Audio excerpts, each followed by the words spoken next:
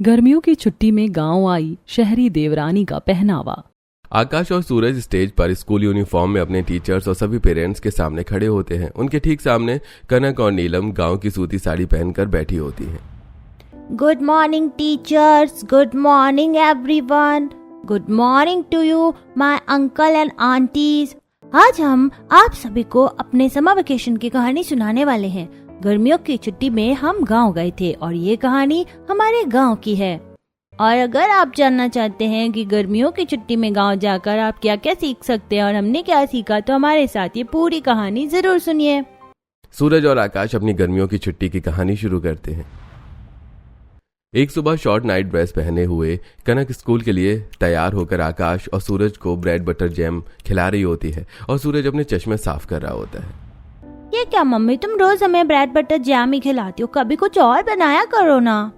हाँ मम्मी, रोज रोज bread butter jam खाकर हमारा मन भर गया है। बच्चों, अभी हम बहुत लेट हो गए हैं, तुम जल्दी से ब्रेड बटर जैम खा लो। अगली बार मैं तुम्हारे लिए कुछ अच्छा खासा बनाऊंगी। अब जल्दी खाओ वरना स्कूल बस छूट जाएगी। कनक, तुम इतनी देर करती ही क्यों हो? जल्दी उठकर बच्चों को तैयार कर दिया करो, नाश्ता बना दिया करो। मेरा लंच तैयार किया कि नहीं किया? ओफो नीरज, सुबह सुबह मुझसे चिक चिक मत करो। ऑलरेडी मैं बहुत लेट हूँ। रात में मुझे नींद भी अच्छे से नहीं आई।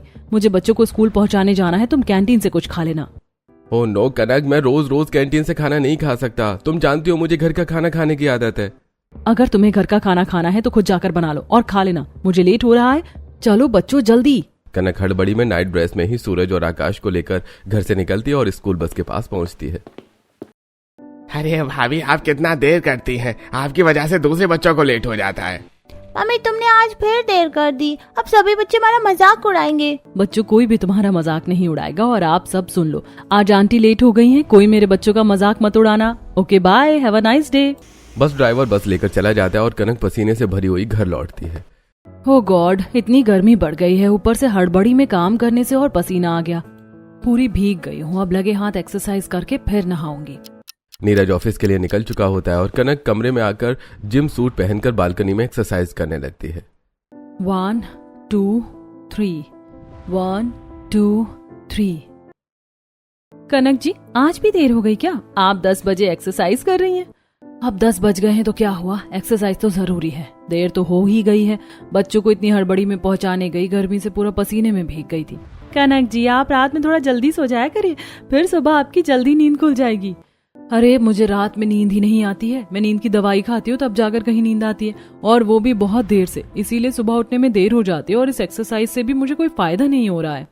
इसी तरह कनक की एक्सरसाइज पूरी होती है और कनक कमरे में नहाने चली जाती है। वहीं दूसरी तरफ गांव में नीलम मिट्टी के चूल्हे पर खाना बना रही होती है और आसपास सभी चीजें मिट्टी की होती है। नाश्ते में सभी को आलू के पराठे बहुत अच्छे लगे। अब खाने में चावल और दाल बना लेती हूँ और थोड़ा कच्चा आम बगीचे से लाकर डाल दूंगी। साथ में एक सूखी सब्जी बना लूंगी, तब सब मन भर कर खा लेंगे। नीलम आमों के बगीचे में आती है जहाँ कच्चे पक्के आम लहरा रहे होते हैं और नीलम कुछ कच्चे आम तोड़कर घर की तरफ आने लगती है जहाँ राम और लक्ष्मण खेत में खेल रहे होते हैं।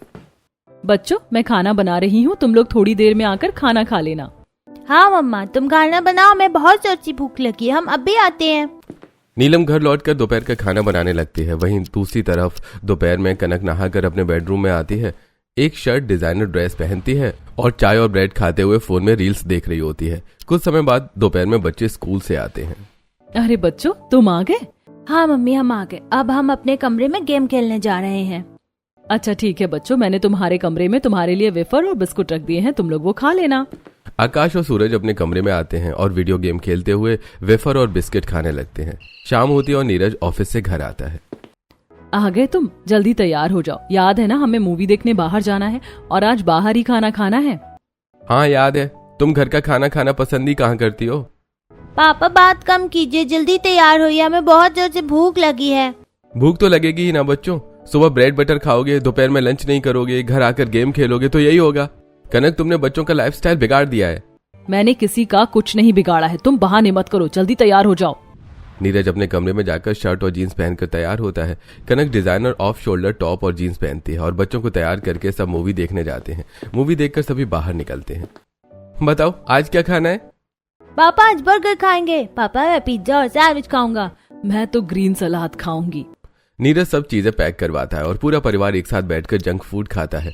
रात में कनक दवाई खाकर सो जाती है। कुछ दिन बीतते हैं और एक दोपहर कनक आयशा से बात कर रही होती है।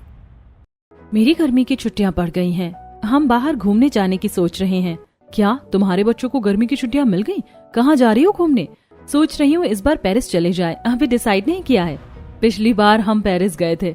बहुत अच्छी जगह है, तुम वहाँ जा सकती हो और वहाँ एक फेमस स्पॉट है, वहाँ जरूर जाना।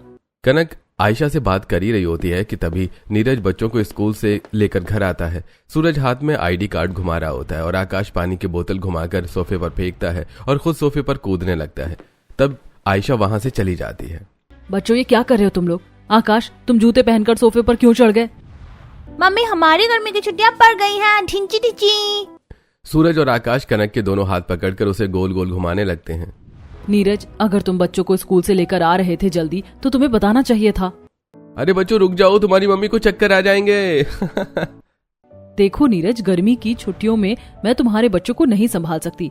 ये बहुत बदमाशी करते हैं। प्लीज कहीं घुमाने लेकर चलो। हाँ पापा, आपकी भी तो छुट्टी पड़ी है। हमें इस बार कहीं अच्छी जगह घुमाने लेकर चलिए।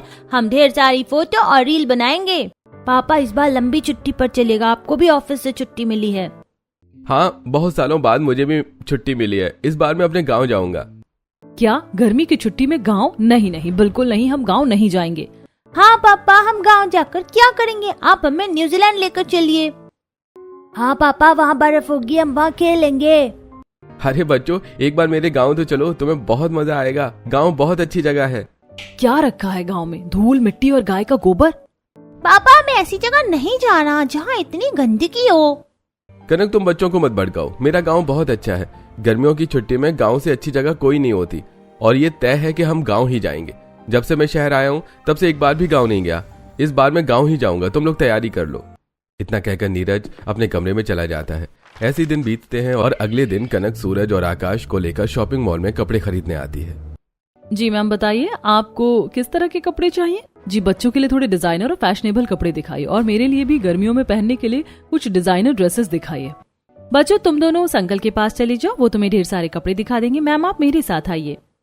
सूरज और आकाश अपने कपड़े देखने लगते हैं और कनक सेल्स गर्ल के साथ अपनी ड्रेसेस देखने लगती है। ऐसे कपड़े नहीं चाहिए मुझे थोड़े खुले कपड़े चाहिए। आप कुछ ऐसा दिखाइए जो सिंगल स्टेप हो और घुटने से ऊपर तक का हो। फुल स्लीव्स नहीं चाहिए। कनक अपने लिए ढेर सारी छोटी ड्रेसेस लेती है और बच्चों के लिए भी अच्छे कपड़े और महंगे कॉस्मेटिक प्रोडक्ट्स खरीदकर घर लौटती है। तुमने मेरे लिए कपड़े खरीदे या नहीं? पापा देखो, हमने अपने लिए कितने सारे कपड़े खरीदे।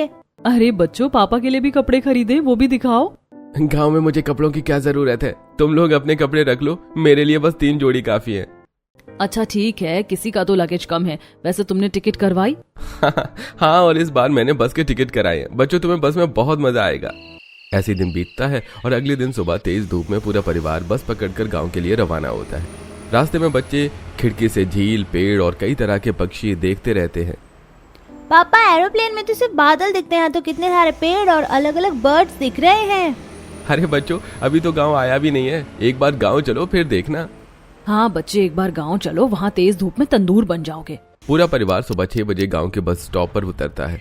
तेज धूप में सूरज चमक रहा होता है। कनक व्हाइट कलर की शॉर्ट वन पीस, सनग्लासेस और व्हाइट हैट पहनकर खड़ी होती है।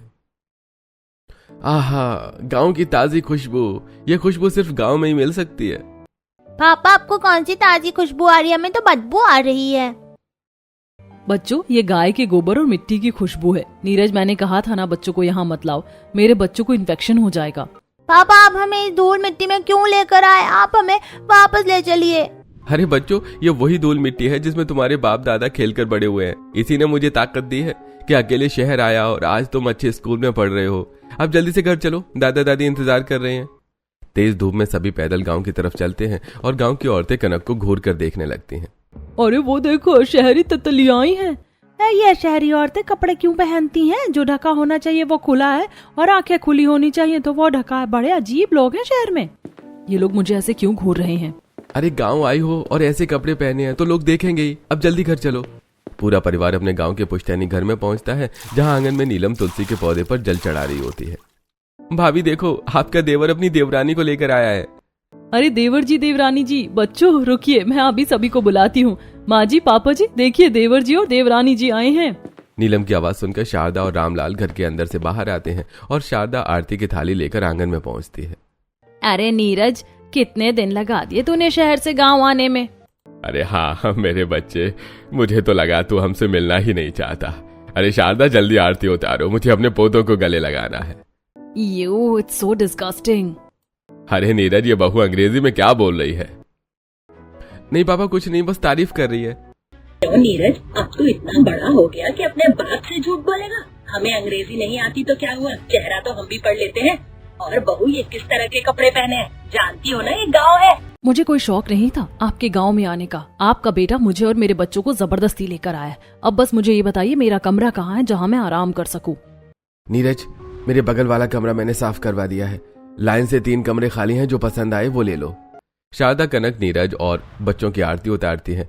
नीरज राघव के साथ गांव घूमने निकल जाता है और कनक तुरंत अपने कमरे में चली जाती है और मिनी बैटरी फैन से खुद को हवा करने लगती है। इस नीरज को भी पता नहीं क्या चुल मची थी गांव आने की। खुद तो बाहर घूम रहा है और मुझे यहाँ छोड़ दिया। मम्मी, सुबह से इतनी धूप थी, अब तो धूप और तेज हो गई है। बच्चों, मुझे पता था गांव में इतनी तेज धूप होती है, इसीलिए मैं 4 डब्बे ठंडे पाउडर लेकर आई हूँ। बिना पाउडर लगाए तुम लोग बाहर मत निकलना। कनक बच्चों को पाउडर लगाती है और दोपहर में नहाकर स्कर्ट और क्रॉप टॉप पहनकर हॉल में आती है, जहां रामलाल और गांव के बुजुर्ग बैठे होते हैं, जो कनक को देखकर खांसने लगते हैं। एक तो गांव में इतनी गर्मी है, ऊपर से मुझे अब तक किसी ने चाय भी नहीं दी। मुझे चाय मिलेगी? और पापा जी को कोई पानी दो, इन्हें खांसी आ रही है। देवरानी जी, पापा जी को खांसी नहीं आ रही है। खांसी नहीं आ रही तो खांस क्यों रहे हैं? देवरानी जी, आपने इतनी छोटे कपड़े क्यों पहने हैं और गला भी दिख रहा है, इसीलिए वो खांस रहे हैं। आप कपड़े बदल कर आइए। होंगी आप मेरी जेठानी, पर आप जैसी गांव की गवार को मेरे कपड़ों पर कुछ कहने की जरूरत नहीं है। खुद के कपड़े देखें, एक सूती साड़ी लपेटी हुई है। मैं तो ऐसे ही कपड़े पहनूंगी। खाने का समय होता है और पूरा घर परिवार साथ बैठता है। नीलम सभी को मिट्टी के बर्तनों में खाना परोसती है। अब क्या मैं मिट्टी के बर्तन में खाना खाऊंगी? मुझे खाना खाना है, मिट्टी नहीं। अगर हम इसमें खाना खाएंगे तुम्हारे पेट में मिट्टी चली जाएगी। अरे नहीं बच्चों, ऐसा कुछ नहीं होगा। हम वर्षों से मिट्टी के चूल्हे पर ही खाना बना रहे हैं, खा रहे हैं और मिट्टी के बर्तन में ही खाना खाते हैं। इसलिए मुझे गांव पसंद है। यहाँ टेक्नोलॉजी इतनी हाईफाई हो गई है और ये लोग अभी भी मिट्टी के चूल्हे पर खाना बनाते हैं और मिट्टी के बर्तन में खाना खाते हैं। छी, बस आराम खोजते हैं गांव के लोग। अच्छा नीलम, तेरी शहरी देवरानी को मिट्टी के चूल्हे पर खाना बनाना आसान लगता है। हाँ, तो इसमें कौन सी बड़ी बात है? इससे ज्यादा मुश्किल काम मैं करती हूँ। अच्छा ठीक है बहू, इसी बात पर तू एक बार मिट्टी का चूल्हा जला कर दिखा दे। चल आंगन में। शारदा कनक को लेकर आंगन में आती है, जहाँ मिट्टी का चूल्हा रखा होता है और आसपास पड़ोसी भी खड़े होते हैं। हाँ, बस यही चूल्हा जलाना है, अभी जला देती हूँ। कनक लकड़ी डालकर माचिस की तीली जलाती है, लेकिन चूल्हा नहीं जलता। देवरानी जी, तीलियों से लकड़ी नहीं जलेगी, कागज से जलाइए तब आग टिकेगी। मुझे पता है, मुझे मत सिखाइए। कनक कागज लगाकर चूल्हे को जलाती है, जिससे धुआं निकलने लगता है और कनक खांसने लगती है। मैं नहीं कर रही ये बेकार काम। मैं टेक्नोलॉजी के साथ चलती हूँ। एक बटन दबाने से गैस चूल्हा जल जाता है। ये फालतू काम आप ही कीजिए। अरे नीलम, तेरी शहरी देवरानी तो बड़ा बोल रही थी, गांव का चूल्हा भी नहीं जला पाई। सभी औरतें कनक पर हंसने लगती हैं और कनक गुस्से में अपने कमरे में चली जाती है। ऐसी दिन बीतता है और अगले दिन कनक अपने कमरे में बच्चों से बात कर रही होती है। बच्चों, क्या तुम्हें यहाँ गांव में अच्छा लग रहा है? नहीं मम्मी, यहाँ आइसक्रीम, बर्गर, पिज्जा कुछ नहीं, हमें बिल्कुल अच्छा नहीं लग रहा। तो जाओ अपने पापा से कहो कि हमें कहीं और लेकर चलें या वापस घर चलें। सूरज और आकाश घर के बाहर आते हैं, जहाँ नीरज धोती कुर्ता और पगड़ी पहनकर कुछ लोगों से बात कर रहा होता है। अंकल, आपने मेरे पापा को देखा? वो आप लोगों के साथ ही बातें करते हैं ना? अरे बच्चों, मैं ही तुम्हारा पापा हूँ, पहचान नहीं रहे हो क्या? पापा, ये क्या गवार जैसा हुलिया बना रखा है? हम यहाँ नहीं रहना चाहते, हमें वापस ले चलिए। बच्चों, ये गवारों वाला हुलिया नहीं है, ये हमारे गांव के कपड़े हैं। अभी तो तुम आई ही हो, जाओ अपने भाइयों के साथ खेलो और गांव घूमो, फिर बताना कैसा लगा। आओ मेरे साथ खेलो, बहुत मजा आएगा। नहीं नहीं, तुम लोग मिट्टी में खेलो, हम नहीं खेलेंगे, हम अभी नहाकर आए हैं। नहाकर तो हम भी आए हैं, चलो फिर से नहाने चलते हैं। राम और लक्ष्मण अपने दोस्तों के साथ नदी में नहाने चले जाते हैं और सूरज और आकाश खड़े होकर देखते रहते हैं। तभी नीलम और कनक पीछे से पहुंचती हैं। अरे तुम लोग दूर खड़े क्या देख रहे हो? आओ हमारे साथ नहाओ। देवरानी जी, आप भी नदी के ठंडे पानी में नहा लीजिए, बहुत मजा आएगा। छी, इस नदी में लोग अपने भैंस नहला रहे हैं, इतने सारे लोग साथ में नहा रहे हैं और वहीं जूठे बर्तन भी धो रहे हैं। मैं नहीं नहाऊंगी इस नदी में और ना ही मेरे बच्चे नहाएंगे। बच्चों, तुम लोग घर जाओ, राम और लक्ष्मण की बात मत सुनना। कनक के कहने पर आकाश और सूरज घर की तरफ चले जाते हैं और कनक नीलम के साथ गांव के बाजार में सब्जियां खरीदने आती है। देवरानी जी, आपको बच्चों को नहीं भगाना चाहिए था, बच्चों को तो कम से कम नहाने देती। जेठानी जी, आप जैसे गंवार को मुझे सिखाने की जरूरत नहीं है। मैं इस गांव में किसी को जानती नहीं हूँ और घर बैठकर बोर हो गई थी, इसीलिए आपके साथ आ गई हूँ। अब चुपचाप सब्जियां खरीदिए और मुझे परेशान मत करिए। तभी कनक को शॉर्ट ड्रेस पहने देखकर गांव की कुछ औरतें नीलम के पास आती हैं। नमस्ते काकी, नमस्ते ताई। क्यों नीलम, तूने इतनी बढ़िया सूती साड़ी पहनी और अपनी देवरानी को बच्चों के कपड़े पहना दिए? तू नहीं चाहती क्या तेरी तरह इसकी भी तारीफ हो? अरे अपनी देवरानी को भी गर्मी में सूती साड़ी पहना ताकि ये भी आराम से गांव में गर्मियों की छुट्टी का मजा ले सके। ओह हेलो ओल्ड लेडीज, तुम्हें मुझे सिखाने की जरूरत नहीं है। मैं अपनी डिजाइनर ड्रेस ही पहनूंगी। तुम लोगों की तरह ये सस्ती सूती साड़ियां मैं नहीं पहनती, अंडरस्टैंड? और जेठानी जी, मुझे आपके साथ घूमना ही नहीं है। आपके लो स्टैंडर्ड की वजह से कुछ लोग मुझे लो स्टैंडर्ड समझकर ज्ञान देने आ जाते हैं। इतना कहकर कनक मुंह ऐंठ कर अपने घर की तरफ चली जाती है और ऐसे ही कुछ दिन बीतते हैं। एक दिन अपने दोस्तों के साथ राम, लखन, आकाश और सूरज को लेकर एक आम के बगीचे में आए होते हैं, जहां सभी बच्चे आम तोड़कर खा रहे होते हैं। आहा, ये कितने रसीले आम है, मजा आ गया आम खाकर। आकाश भैया देख के ना, ये लोग कितने मजे से आम खा रहे हैं, बहुत टेस्टी लग रहे हैं ये आम। हमें भी आम खाना है, हमें भी आम दो। आम खाने तो खुद तोड़ कर खा लो, मैं अपने आम क्यों दूं? ठीक है, हम खुद ही तोड़ लेंगे। आकाश जमीन से पत्थर उठाकर राम की तरफ फेंकता है, लेकिन पत्थर वापस सूरज के चश्मे की तरफ आता है। तभी राम हवा में ही पत्थर पकड़ लेता है। थैंक यू राम भैया, तुमने बचा लिया, वरना मेरा चश्मा टूट जाता। अरे मेरे होते हुए मैं तुझे कुछ नहीं होने दूंगा, पर ऐसे आम थोड़ी तोड़े जाते हैं, रुक हम सिखाते हैं। राम आकाश के हाथ से गुलेल पकड़ाकर उसे चलाना सिखाता है। ये देखो, गुलेल ऐसे पकड़ो, इसमें पत्थर लगाओ, एक आंख बंद करो और जिस आम को तोड़ना है उसे देखो और फिर मारो। पत्थर सीधे आम के गुच्छे में लगता है और 4 आम जमीन पर गिर जाते हैं। आहा, ऐसे रसीले और टेस्टी आम मैंने कभी नहीं खाए। अरे ये हमारे बगीचे के नहीं है, ये किसी और के हैं। मतलब तुम लोग चोरी कर रहे हो, ये तो गलत बात है। अरे ये गांव है, यहाँ चोरी नहीं होती। अरे बच्चों, इसमें चोरी की कौन सी बात है? अरे बगीचे के आम हैं, मेरे बच्चे ही खा रहे हैं, आराम से खाओ जितना मन करे। ऐसे कुछ दिन बीतते हैं और राम लक्ष्मण रोज आकाश और सूरज को अपने साथ गांव घुमाने ले जाते हैं। एक दिन राम और लक्ष्मण मिट्टी से खिलौने बना रहे होते हैं। तुम लोग इतनी गंदी मिट्टी में क्या कर रहे हो? इन्फेक्शन हो जाएगा। तुम लोग कितने लल्लू पिल्लू हो, कुछ नहीं होगा। देखना, इस मिट्टी से हम कितना सुंदर घोड़ा बनाएंगे। थोड़ी देर में राम और लक्ष्मण मिट्टी से घोड़ा, हाथी और कई तरह के खिलौने बना देते हैं। ये तो बहुत सुंदर लग रहे हैं, तुमने ये कैसे बनाए? अरे बहुत आसान है, आओ हमारे साथ बैठो, हम सिखाते हैं। राम और लक्ष्मण आकाश और सूरज को मिट्टी के खिलौने बनाना सिखाते हैं और धीरे धीरे आकाश और सूरज गांव के बच्चों के साथ घुलने मिलने लगते हैं। और एक दिन कनक टॉप शर्ट पैंट पहनकर गांव के मैदान में आती है, जहां आकाश और सूरज गांव के बच्चों के साथ कबड्डी खेल रहे होते हैं। वहीं नीरज गांव के कपड़े में राघव और अपने दोस्तों के साथ बैठे बात कर रहा होता है। आओ आओ, पकड़ो पकड़ो, नहीं पकड़ पाओगे तुम लोग, हम लोग कबड्डी में बहुत माहिर हो गए हैं। हे भगवान, इन गांव के आवारा बच्चों ने मेरे बच्चों को क्या बना दिया है? धूल मिट्टी में कबड्डी खेल रहे हैं। आकाश और सूरज, यहाँ आओ। कनक की आवाज सुनकर आकाश और सूरज दोनों धूल में सने हुए कनक के पास आते हैं। सूरज ने चश्मा नहीं पहना होता है। तुम्हें मैंने मना किया था ना गांव के इन आवारा बच्चों के साथ खेलने से। और सूरज, तुम्हारा चश्मा कहाँ है? मम्मी, आप मुझे चश्मे की जरूरत नहीं पड़ती, अब मुझे बिना चश्मे के सब दिखता है। क्या? अरे बेवकूफ, सच सच बोलो, कहीं इन्होंने तुम्हारा चश्मा तोड़ तो नहीं दिया? नहीं मम्मी, चश्मा कमरे में रखा है। अब जल्दी बताओ, हमें क्यों बुलाया? हमें फिर से खेलने जाना है। बच्चों, तुम्हें ये गांव पसंद नहीं है ना, तो अपने पापा से कहो कि घर चले। पूरी गर्मी की छुट्टियां हम यहाँ बर्बाद नहीं कर सकते। नहीं मम्मी, हमें घर नहीं जाना, हम तो गर्मी की छुट्टियां गांव में ही बिताएंगे। हाँ मम्मी, तुम लोग हमारे स्कूल भी गांव में ही लगवा दो, हम यहीं रहेंगे। सूरज और आकाश की बात सुनकर कनक और परेशान हो जाती है। ऐसे ही एक दिन पूरा परिवार हॉल में बैठकर बातें कर रहा होता है, जहां कनक शॉर्ट ड्रेस पहनकर आती है। नीलम, तू अपनी देवरानी को समझाती क्यों नहीं? देखो देखो, शॉर्ट ड्रेस पहनकर सबके सामने आ गई है, नीचे कुछ पहना ही नहीं है। ये शॉर्ट ड्रेस है और ये इतना ही होता है। देवरानी जी, ऊपर से तो पूरी ढकी हैं आप, नीचे थोड़ा और लंबा होता तो ठीक रहता। अरे देखो, गांव में एक लड़की की शादी है, हमारा पूरा परिवार आमंत्रित है, हमें उसमें जाना है। सभी अच्छे कपड़े पहनना। छोटी बहू, बड़ी बहू की जिम्मेदारी है कि अपनी देवरानी को साड़ी या लहंगा पहना कर ले आए, समझी? इतना कहकर रामलाल वहां से चले जाते हैं। सभी अपने अपने कमरे में चले जाते हैं। शाम होती है। नीलम कनक के कमरे में आती है, जहां कनक अलमारी के पास खड़ी होती है। देवरानी जी, आप क्या पहनने वाली हैं? मैं आपको क्यों बताऊं मैं क्या पहनूंगी। मैंने सुना पापा जी ने कहा लहंगा पहनना है तो मैं लहंगा ही पहन रही हूँ। अब आप जाइए, मुझे ज्ञान नहीं चाहिए। शुक्र है आपको पापा जी की बात समझ में आई। कोई अच्छा सा लहंगा पहनकर देवर जी के साथ आ जाइएगा। मैं पहले ही वहां जा रही हूँ, बहुत काम है। इतना कहकर नीलम चली जाती है। थोड़ी देर बाद गांव की बेटी की शादी में पूरा परिवार हाथ बटा रहा होता है। तभी कनक डिजाइनर साड़ी में शादी में आती है। साड़ी में लंबा कट होता है जिससे एक पैर दिख रहा होता है। ऊपर बैकलेस ऑफ शोल्डर ब्लाउज होता है। छी। अरे ये कैसी लड़की आ गई है शादी में। अगर ये यहाँ रही तो मैं शादी नहीं करवाऊंगा।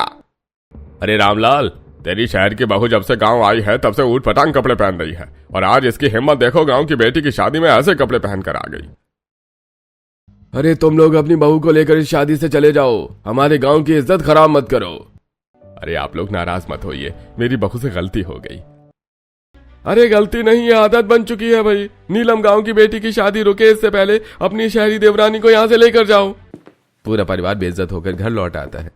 बहू, मैंने तुम्हें जिम्मेदारी दी थी, तुम उसे ठीक कपड़े नहीं पहना पाई। माफ कर दीजिए पापा जी, मुझसे गलती हो गई। ये झूठ क्यों बोल रही है? आज हमारे गांव के साथ दूसरे गांव में भी हमारी मिट्टी पलीत हो गई। अरे गर्मियों की छुट्टी में तुम्हारी शहरी देवरानी को बुलाना ही नहीं चाहिए था। सभी अपने अपने कमरे में चले जाते हैं। वहीं कनक को अपनी गलती का एहसास होता है। नीरज, तुमने देखा ना, सभी ने मेरी कैसे बेइज्जती की। मुझे नहीं रहना इस गांव में, हम कल ही शहर जाएंगे। किसी ने तुम्हारी बेइज्जती नहीं की, तुमने हरकत ही ऐसी की है। और मैंने कहा था ना, अगर बच्चों को गांव पसंद आ गया तो मैं पूरी गर्मी की छुट्टियां यहीं बिताऊंगा। तो मैं अपने बच्चों के साथ गर्मियों की छुट्टियां यहीं बिताऊंगा। अच्छा, तुम बाहर घूमोगे और मैं कमरे में बंद रहूंगी? हरगिज नहीं। तभी सूती साड़ी पहने मिट्टी की थाली में खाना लिए नीलम कमरे में आती है। आप दोनों लड़िए मत और खाना खा लीजिए। बंद करो ड्रामा। तुम खुद को ओवर स्मार्ट समझती हो। पापा जी से झूठ बोलकर सबके सामने अच्छा बनना चाहती थी। नहीं देवरानी जी, आप गर्मियों की छुट्टियों में गांव आई हैं। अगर आपको पापा जी डांटते तो अच्छा नहीं लगता, इसीलिए मैंने झूठ बोला था। तुम जैसी अनपढ़ गंवार ये साड़ी पहनने वाली मुझे समझाएगी? देवरानी जी, आप शहर से आई हैं, इसीलिए आपको गांव के तौर तरीके पुराने और गंवार लगते हैं। लेकिन असलियत यह है कि आप हमारी भारतीय संस्कृति को भूल रही हैं। ये साड़ी सिर्फ कपड़ा नहीं है, ये हर भारतीय महिला की पहचान है। और हमारे गांव में ऐसी टेक्नोलॉजी है जो आपके शहर में भी नहीं मिलेगी। ऐसी कौन सी टेक्नोलॉजी है तुम्हारे गांव में जो हमारे शहर में नहीं है? आज तक आपने मेरे साथ पूरा गांव घूमा ही नहीं है। कल एक दिन मेरे साथ चलिए, आपको समझ आ जाएगा कि हमारे गांव में क्या है और इस सूती साड़ी की क्या कीमत होती है। ठीक है, देखती हूँ तुम्हारे गांव में क्या दिखाने लायक है। मैं भी चलूंगी, देखती हूँ तुम्हारी बातें कितनी सच्ची हैं। नीलम हल्की मुस्कान के साथ कमरे से बाहर चली जाती है। रात धीरे धीरे गांव पर उतरती है और अगले दिन की सुबह हल्की धूप के साथ शुरू होती है। नीलम कनक के कमरे में आती है, जहां कनक एक शॉर्ट ड्रेस में तैयार खड़ी होती है। देवरानी जी, कल इतना बड़ा ड्रामा हुआ और आज फिर ऐसे कपड़े। ज्यादा हीरोइन मत बनो, सिर्फ आज के लिए मैं तुम्हारे साथ घूमूंगी। अब चलो, कहाँ चलना है? कनक तेज धूप में नीलम के साथ गांव के बाहरी हिस्से की तरफ निकल पड़ती है और दोनों एक खुले मैदान में पहुंचती हैं, जहां कुछ औरतें सूती साड़ी बना रही होती हैं। यहाँ क्यों लाई हो मुझे? और ये सब औरतें क्या कर रही हैं? जिस सूती साड़ी को आप गंवार समझती हैं, उसकी असल मेहनत और तकनीक दिखाने वो देखिए। वहाँ चरखे पर औरत सूत इकट्ठा कर रही है। हाँ, तो इसमें कौन सी बड़ी बात है? मुझे पता है सूत से सूता बनता है। और उसके बगल में सूतों को पाँच कर साड़ी बनाई जा रही है। तब तो ये भी आपको आता होगा। और उसके बगल में सादे सूतों को रंगा जा रहा है। नीलम कनक को चरखे से धागा बनाने और फिर बुनाई और रंगाई तक का पूरा प्रोसेस दिखाती है। फिर एक कोने में लाल सूती साड़ी पर हाथ से डिजाइन बना रही औरत के पास लाती है। और ये आखिरी स्टेप होता है हाथ से डिजाइन। क्या शहर में ऐसी कोई मशीन है जो इस मेहनत को मिनटों में बदल दे? शहर में सिर्फ टी शर्ट और पेंट की मशीनें होती हैं। साड़ी बनाने की ऐसी कोई मशीन मैंने देखी नहीं। दीदी, ये हमारे हाथ से बनी सूती साड़ी है, एक बार इसे पहन कर देखिए। मैंने अभी इस पर डिजाइन बनाए हैं। देवरानी जी, एक बार इसे पहन कर देखिए। इतनी मेहनत से बनी सूती साड़ी को महसूस कीजिए। कनक झिझकते हुए लाल सूती साड़ी पहन लेती है। अजीब बात है, गर्मी कम लग रही है, शरीर हल्का लग रहा है। ये सूती साड़ी का कमाल है देवरानी जी। देवरानी जी, सूती साड़ी में हवा आती जाती रहती है, इसीलिए गर्मी कम लगती है। चलिए, अब आपको अपना गांव दिखाती हूँ। दोनों आगे बढ़ती हैं और एक पुल के पास पहुंचती हैं, जहां आकाश, सूरज, राम और लक्ष्मण नदी में मछली पकड़ने की कोशिश कर रहे होते हैं। भैया, हम लोग तो एक भी मछली नहीं पकड़ पा रहे। अरे बुद्धू, मछली ऐसे नहीं पकड़ी जाती। देखो, मैं बताता हूँ। ये कांटे में चारा लगाओ और नदी के बहाव की उल्टी तरफ कांटा फेंको। सूरज और आकाश कांटे में चारा लगाकर नदी के बहाव की दूसरी तरफ कांटा फेंकते हैं और तुरंत ही कांटे में 2 मछलियां फंस जाती हैं। अरे ये कैसे हुआ? हम इतनी देर से मछली पकड़ने की कोशिश कर रहे थे, तब तो एक भी मछली नहीं फंसी थी हमारे कांटे में।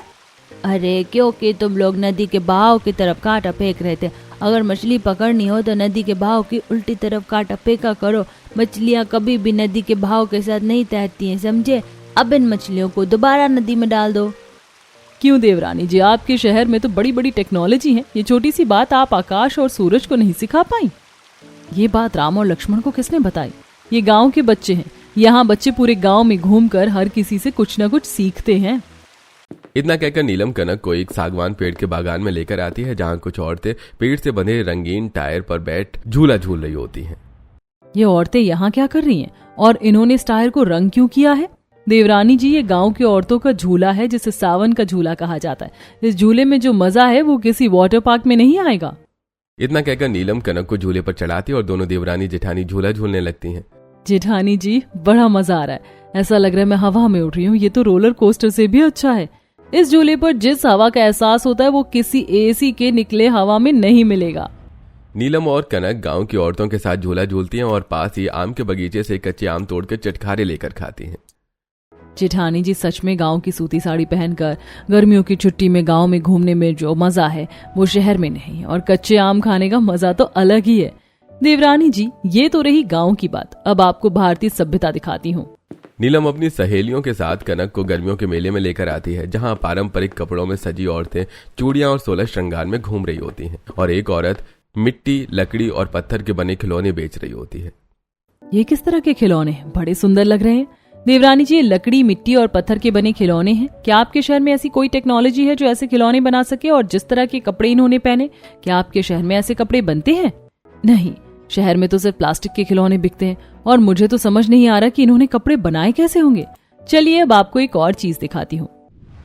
जेठानी जी, अब मुझे और कुछ भी नहीं देखना है। मैं समझ गई हूँ गांव ने हमारी सभ्यता को संभाल कर रखा है, जिसे हम शहर वाले भूलते जा रहे हैं।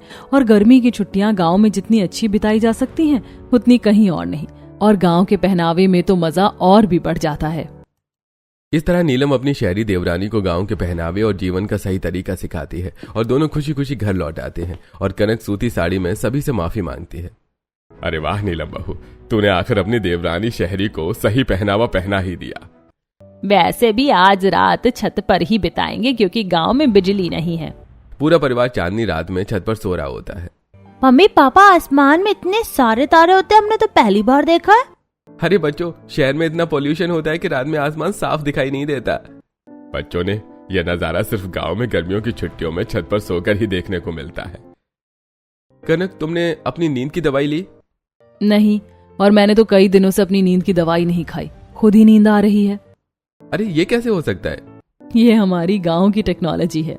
कनक की बात सुनकर पूरा परिवार हंसते हुए सो जाता है। अगली सुबह पूरा परिवार नदी में नहा रहा होता है और कनक बाहर खड़ी होती है। देवरानी जी, आप क्यों नहीं नहा रही हैं? जेठानी जी, इतनी गंदी नदी में कोई कैसे नहा सकता है? यहाँ लोग अपनी भैंस नहलाते हैं और जूठे बर्तन और कपड़े धोते हैं। देवरानी जी, आप कुछ पत्ते और मिट्टी उठाकर नदी में डालिए। कनक जमीन से कुछ पत्ते और मिट्टी उठाकर नदी में डालते हैं। पानी का बहाव उन्हें अपने साथ बहा ले जाता है।